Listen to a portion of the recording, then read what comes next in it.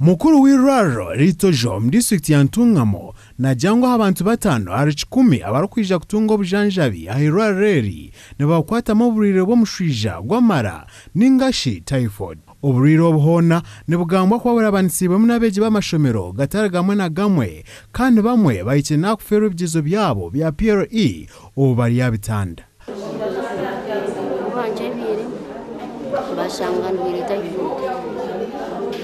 typhoid ejo namara nayo burimwa yanteganisa mu kushoma.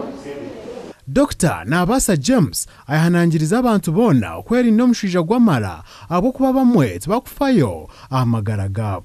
Dr. Nabasa nagirango nobukirabe kiringo mushija gw'amara nigutwara kire karingwa kuragurura ashabira abantu babutosha okwehara kosa mizi gatatekire nko kunywa hamwe no kwehara okuri ibyo kurya bibisi.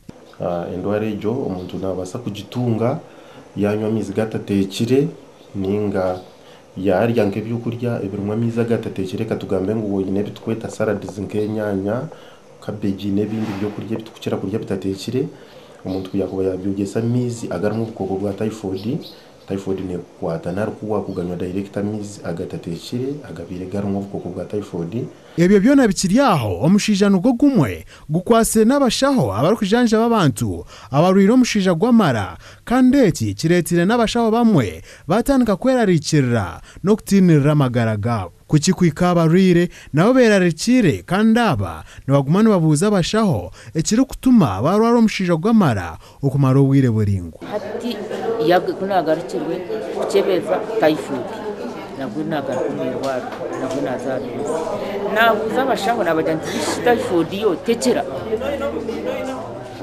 kantari kugira ngo ninywa mizi gatatekere kanta kunywa amati kugira ngo ninywa amati minyo nangwa ngo umuntu anywa amati bw'uburufa typhoid kende niraho banjira mu typhoid eji yubu yakwaze no mwana wagira guza mpora.